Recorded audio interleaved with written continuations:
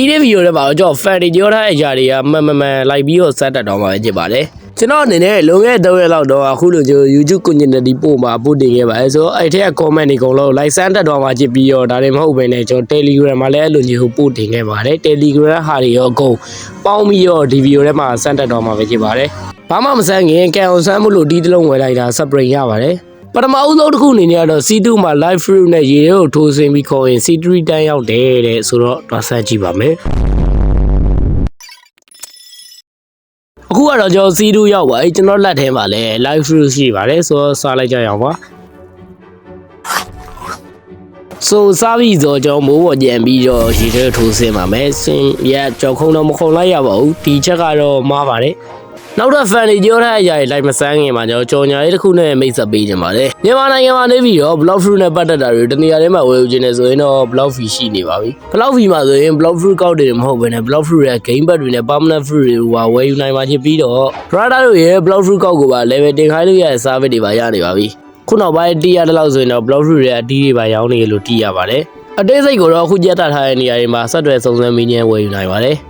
cherry မဟုတ်ပဲ dragon fruit ကင်ပြီးရေကူးကြရပါတဲ့ okay ဆိုတော့ကျွန်တော် dragon မရှိတော့ကျွန်တော် yeti နဲ့ပဲလုပ်လိုက်ပါမယ်ကျွန်တော်အခုက cherry မဟုတ်ပါဘူး dragon ray ပါ dragon ray ကိုမှကျွန်တော် yeti fruit ကင်ပြီးရေကူးကြည့်မှာပဲဖြစ်ပါတယ်ဆိုတော့ရေထဲဆေးလိုက်ပါပြီဘာတော့မကြောက်လိုက်ပါဘူးကူးလို့ရပါတယ်အရင်လိုပါပဲတွေးရတော့ရောပါတယ်နောက်တစ်ခုကတော့ dragon fruit ကိုထုတ်ပြီးရင် game နဲ့ထွက်ပြီးကြဝင်ကြရတယ် okay ပါကျွန်တော် dragon မရှိလို့ဟိုနာ yeti ကိုပဲကြံထုတ်ပါမယ်ထုတ်ပြီးတော့ရင်တော့ဒီမှာ yeti ပါကျွန်တော် yeti ကိုကင်ရလေးနဲ့ပဲ setting နဲ့ဝင်ပြီးတော့ထွက်လိုက်ပါမယ် okay ကျွန်တော်ထွက်ပြီးတော့ရင်တော့ကြံဝင်ပါမယ်ဆိုတော့ကျွန်တော် game နဲ့ကိုကြံရောက်ပါပြီပြောချင်တာတော့ထွက်ပြီးတော့ကြံဝင်ပြီးပါပြီဆိုတော့ကျွန်တော်ဒီမှာ trash ကိုကြည့်လိုက်မယ်ဆိုရင်တော့ yeti fruit ကကြံရောက်နေပါတယ်ဒီချက်ကတော့မှန်ပါတယ်အတီးလုံးဝမကြောက်ပါဘူး Direct transformation ကြောင်းတဲ့အချိန်မှာ smoke fruit ကိုညံကင်ကြီးတယ်ဒါတော့ကျွန်တော်ရင် every day တော့လုပ်ဘူးတယ်အဲတုန်းကတော့ကိုကြောက်တော့ရပါတော့အခုရမရတော့မသိပါဘူးတော့ license ကြည့်ပါမယ်အခုကတော့ကျွန်တော် direct စာကြည့်ပါမယ် direct transformation မွေးအောင်လို့ fully matter ကြည့်အောင်ကျွန်တော်လိုက်လုပ်ပါမယ်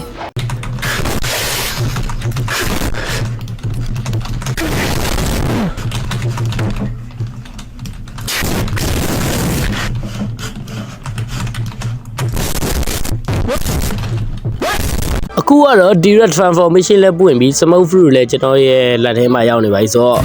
ရိုင်းလူကင်ကြည့်လိုက်တဲ့အချိန်မှာတော့ဘာမှကြည့်မတော့ပါဘူးတီရွက်ကြီးပဲကြည့်တော့ပါတယ်တီရွက်ကနေလူချင်းညောင်းကြီးရဲ့အချိန်မှာလည်းလူပဲကြည့်တော့ပါတယ်အရင် average တုန်းကလို့တော့မရတော့ပါဘူး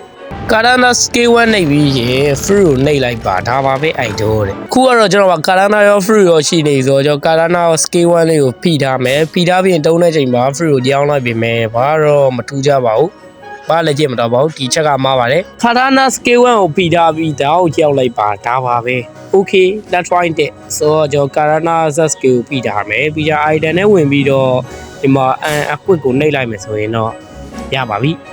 bro what the fuck အဲ့ဒါပြီးရနောက်တော့ကျွန်တော် fan တယောက်က yeti fruit လာတောင်းနေရတယ်ကျွန်တော်ပေးလိုက်ပါတယ်ကျွန်တော်ဒီ yeti ပေးထားတယ်ကျွန်တော် fan တယောက်ပါပဲဒါပေမဲ့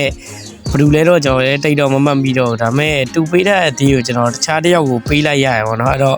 ပေးတဲ့လူကိုလည်းတကယ်စိတ်မကောင်းပါဘူးတောင်းပန်ပါတယ်ဆိုတော့ကျွန်တော်တခြားတစ်ယောက်ပေးလိုက်ပါပြီခုကတော့ trade လုပ်ပြီးတော့ပါပြီဆိုတော့နောက်တစ်ချက်တွေ like ဆန်းတော့ပါမယ် dragon fruit ကင်ထားပြီး reset ချက် dragon fruit နှလုံးကျန်ရတယ်တဲ့ဆိုတော့ like ဆန်းပါမယ်ကျွန်တော်တော့မှာ dragon fruit တော့မကြံတော့ပါဘူးဒီမှာ control တော့ပါလို့ရှိရဒါပေမဲ့ yeahဒီ comment နည်းနည်းကြောက်ဖို့ကောင်းတယ်ဆိုတော့ကျွန်တော်ခုနတုန်းက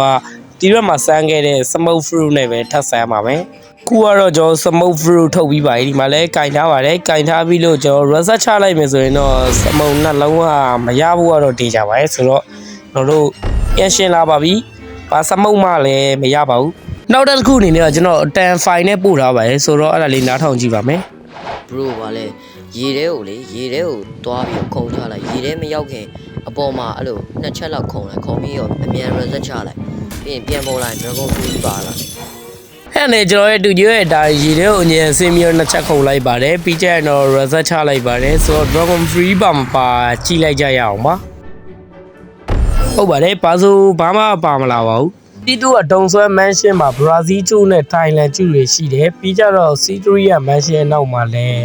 China ကျူရှိရယ်ဆိုတော့ကျွန်တော်ကလည်းသွားပြီးတော့ကြည့်ကြည့်ပါမယ်ဒါကတော့ရှိရရှိပါတယ်ဒါပေမဲ့တူတူရဲ့အတိုင်းတော့မဟုတ်ဘူး Brazil ကျူနဲ့ Thailand ဘောလုံးလေးထင်တယ်ပြီးတော့ Syria ဟာChina မဟုတ်တော့ကျွန်တော်ထင် Vietnam ထင်တယ်ကြာ Vietnam ပြီးကြတော့အဲ Syria Vietnam ခုံးလေးပေါ့နော်ရေခဲမုံရှိတ်လေးဆိုတော့ဟုတ်ပါတယ်ဒီမှာ Brazil ကျူနဲ့ Thailand ဘောလေးတွေ့ပါပဲတီတရီယာဟာတော့ကျွန်တော်လည်းတွားကြည့်မနေတော့ပါဘူးအားလုံးသိမယ်လို့တော့ညွှန်နေပါတယ်ဆိုတော့ဒီချက်ကလည်းမှန်ပါတယ်ဗီဒီယိုရဲ့အတိုင်းမဟုတ်ပေမဲ့မှန်တော့မှန်ပါတယ်အဲ့ပြီးရင်တော့ fan တယောက်နဲ့ PVP ရှယ်ကျုံးခဲ့ပါတယ်ကျွန်တော်တီရမတုံးတတ်တာတော့တီးခံပြီပါ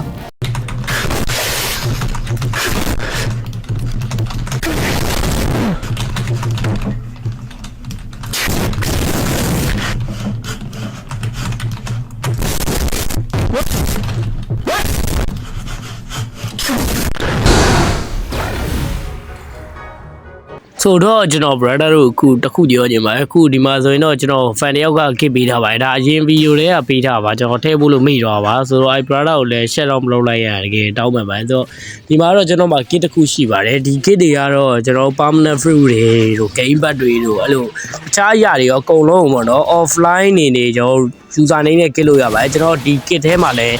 kit 100လောက်ကြည့်ပြီဆိုရင်ကျွန်တော် unboxing လုပ်တဲ့ video လေးလုပ်ဖို့တော့ရှိပါတယ်ဆိုတော့ကျွန်တော်ဟို kit ပေးခြင်းတဲ့လူတွေကကျွန်တော် user နေနဲ့ပေးလို့ရပါတယ်ဒါတော့လမ်းကြုံကြော်ညာဝင်တာပဲဖြစ်ပါတယ်တကယ်လို့ brother အနေနဲ့မပေးတိုင်းလို့မပေးဘူးဆိုလဲကျွန်တော်အနေနဲ့ဘာချစ်တော့မှမဟုတ်ပါဘူးကျွန်တော်အခုကတော့လာကြောကြရလေးပဲရှိတာပါအဲ့ဒါပြီးရင်တော့ကျွန်တော်ရဲ့ fan တွေကိုတူတူတောင်းတဲ့အဒီတွေကျွန်တော်တလုံးချင်းအကုန်လုံးကိုလိုက်ပေးခဲ့ပါတယ်ဒါပေမဲ့ပေးပြီးတဲ့လူကိုတော့ကျွန်တော်လည်းဆက်မပေးပါဘူးပြီးရင်တော့ကျွန်တော် fan တယောက်က permanent rocket လာတောင်းနေပါတယ်ဘာလို့လဲတော့မသိဘူးတချို့လူရဲ့ permanent rocket လို့ကျွန်တော်တို့တော့မှလက်ကားရတာဟုတ်ကြတကယ်ဆိုမလို့ချင်းဘာလို့လဲဆိုတော့ဒီ stock မှာလာဝယ်မယ်ဆိုရင် brother တို့ဒီ in game ပတ်စံ9000နဲ့ကိုကြိုက်တဲ့ချိန်မှာကြိုက်လို့တက်လို့ရကြအဲ permanent rocket ကြီးကိုဘာလို့ကြမလို့တော့မသိဘူးအဲ့နဲ့ကျွန်တော်လည်းပြန်မေးခဲ့ပါတယ်သူကတော့လိုချင်လို့ပဲပြောပါတယ်ထိုက်ပါတော့ဒါတော့တယောက်နဲ့တယောက်တူမှာတော့မဟုတ်ကျွန်တော်ခံယူချက်ကတော့တကယ်ဒါတွေကပတ်စံကျုံနေတာကွာတကယ်မလားတကယ် use လိုက်ကြီးအဲ permanent rocket တို့ spin တို့ဆိုတာအများတန်း